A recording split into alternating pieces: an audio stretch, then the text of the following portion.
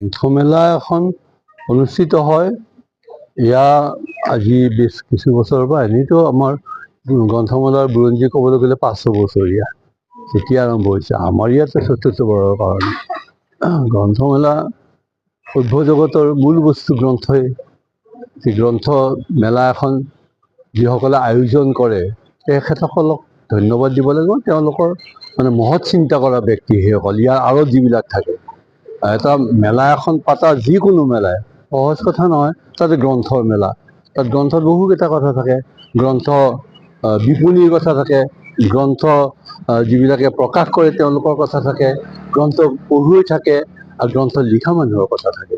গতিকে এইখিনিকে সমিল মিলেৰে আনি এখন মজিয়াত বা এখন মঞ্চত বা এখন পথাৰত ই ধেমালি কথা নহয়। এতিয়া মঙলদৈৰ দৰে এখন ঠাই যিখন আমাৰ ল'বলৈ যথেষ্ট পলমকৈহে আমি সকলো কথাতে আৰম্ভ কৰোঁ। সেই হিচাপে চতুৰ্থ গ্ৰন্থমেলা মঙলদৈত খুব স্মৰণীয় হৈ ৰ'ব।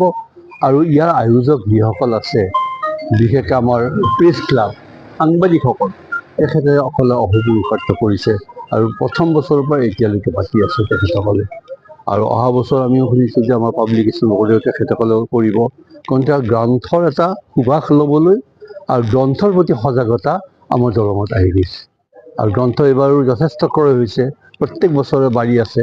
এইবাৰ দেখিছে ছাত্ৰ ছাত্ৰীসকলৰ কেনেকুৱাকৈ আহিছে, বুদ্ধিজীৱীসকলে আহিছে, আন আন জ্যেষ্ঠসকল আহিছে, মহিলাসকল আহিছে, আমাৰ এই বাইদেউৰ দৰে যিসকলে ৰাজনীতিৰ লগত জড়িত। বহুতে হয় যে ৰাজনীতিকে গ্ৰন্থ নপঢ়ে, প্ৰমাণ কৰি দিছে ৰাজনীতিকসকলে আচল গ্ৰন্থ পঢ়ুৱৈ। য'ত চাৰ্চিল, জৱাহৰলাল নেহৰু তেনেকুৱা ধৰণে আজি নীলিমা বাইদেৱে সেইটোকেই বুজাইছে যে আমিও গ্ৰন্থৰ প্ৰতি আকৃষ্ট, আমি গ্ৰন্থ অধ্যয়ন কৰোঁ, গ্ৰন্থ মেলালৈ আহোঁ আৰু গ্ৰন্থ আমি ক্ৰয় কৰোঁ। গতিকে এইটো বৰ্তি থাকক। আৰু যিসকলে আয়োজন কৰিছে তেখেতসকলক পুনৰবাৰ মই ধন্যবাদ জনাইছোঁ আৰু তেওঁলোকে এইটো চলাই যাওক। আমি একোজন মঙলদৈ তথা দৰঙৰ নাগৰিক হিচাপে আমি সদায় তেওঁলোকৰ লগত আছোঁ আৰু অহোপুৰুষাৰ্থ কৰিম। এইখিনি ক'ব। আজি সাহিত্য সন্মিলনত ছাত্ৰ ছাত্ৰীৰ উপস্থিতি যথেষ্ট দেখা গৈছে। এয়া কি প্ৰভাৱ বুলি ক'ব বিচাৰে?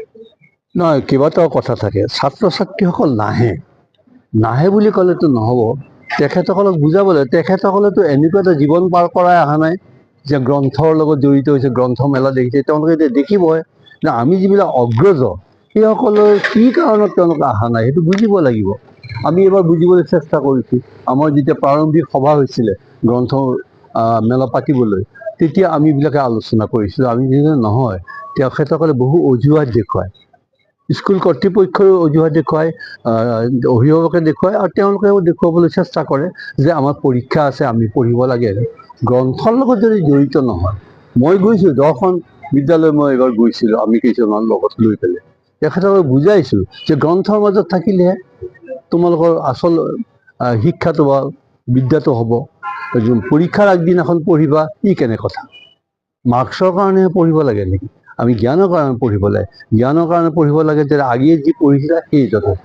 পৰীক্ষাৰ দিনাখন পৰীক্ষা শেষ কৰি পিছদিনা পৰীক্ষা থাকক বা নাথাকক, 2 ঘণ্টাৰ কাৰণে তোমালোক কিয় যাব নোৱাৰিবা? মই সেইবাৰ সেই আহ্বান কৰিছোঁ, সেই আপিল দিছিলোঁ এইবাৰ। আৰু এইবাৰ দেখিছেনে আপুনি কেনেকৈ ছাত্ৰ ছাত্ৰীসকল আহিছে? আচলতে আমি জ্যেষ্ঠসকলতে নহয় নকৰে, ইহঁত বেয়া হ'ল, ইহঁত অপথে গ'ল, আমিয়ে আৱিষ্কাৰ কৰি পেলাই, এই মোৰ নিচিনা কিছুমান মানুহে আৱিষ্কাৰ কৰি পেলাই মোবাইল হাতত তুলি দি এতিয়া কৈছে বোলে সিহঁতে মোবাইলটোকে টিপি থাকে, নপঢ়ে। তেওঁলোকক গ্ৰন্থৰ সুবাস দিব পাৰিলে, বুজাব পাৰিলে, গ্ৰন্থৰ প্ৰয়োজনৰ কথা কয়, নিশ্চয় আহিব। আজি তাৰ প্ৰমাণ। গতিকে মই আশা কৰোঁ যে ছাত্ৰ ছাত্ৰীসকলে গ্ৰন্থ অধ্যয়ন কৰিব, আকৌ উভতি চলিব। আৰু আপোনালোকে চাব 21 শতিকা আৰম্ভ হওঁতে কিন্তু মোবাইলৰ প্ৰচলন আৰম্ভ হৈছে। আৰু কেইবছৰমান পিছত লাহে লাহে সিহঁতে মোবাইলটো এৰিবলৈ ধৰিব। আকৌ আগৰ এইবোৰ যাব, য'ত নেকি জীৱন আছে, য'ত জীৱনৰ প্ৰকৃত মূল্যায়ন, এইখিনিয়ে ক'ব লগা। আৰু তাত গ্ৰন্থমেলাই সদায় সহায় কৰিব। আৰু আজি যেনেকৈ আমাৰ প্ৰেছ ক্লাবে, সাংবাদিকসকল জড়িত হৈ পৰিছে গ্ৰন্থমেলাত, যিটো মানে অহংকাৰ পাত্ৰ, অহংকাৰ, তেওঁলোকেই আমাক আন এটা বাট দেখুৱাব। নাযাওঁ, যদি ইতিমধ্যে আমাৰ সঞ্চালক মহোদয়ে কৈছে এইখন যিহেতু আজি যদি কিবা জানো সেইখিনি কথা আপোনালোকক। শৰ্মা ডাঙৰীয়া এগৰাকী গৱেষক, তেখেতে ঠিক গৱেষণাৰ ল'ৰা ছোৱালীৰে অসমলৈ তুলি জোনাইৰ পৰা আমন্ত্ৰণ কৰি উদীয়মান সাহিত্যিক ৰয়েল পেগু ডাঙৰীয়া, মঞ্চটো এই জৰিয়তে পৰিৱেশ সংৰক্ষণৰ কাম কৰি আহিছে। আপোনালোকে জানে চাগে ধেমাজি জিলাৰ এখন অভয়াৰণ্য আছে, এই পবা বৰফৰায়ন।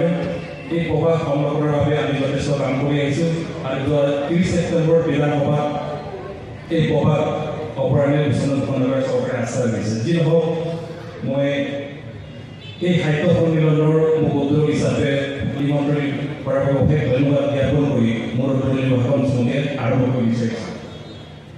সাহিত্য শব্দটো সংস্কৃত ভাষা অভিত শব্দৰ পৰা আহিছে, যাৰ অৰ্থ সহ। মোৰ গল্পটো এইখিনিকে বক্তব্য বুলি ভাবি মোক মাৰ্জনা কৰে আৰু সৰু ভগৱন্তই জানে। কি ক'ম, পশ্চিমীয়া যুগ, অসমীয়া গীত মাত্ৰ এৰিলে হিন্দীও প্ৰায় গৈছিল। এইবাৰ আকৌ পাশ্চাত্যৰ ৰকত আৰু সেই তেতিয়াৰ পৰাই মই অৰ্থশান্তি থাকিব পৰা নাই। যোৱা আমি ভাৰতৰ টোপনি অন্যৰ দাদা দুপৰীয়া এপাক তেনেকৈ মাৰিব। মই সিহঁত লৈ চাই থাকোঁতে এজন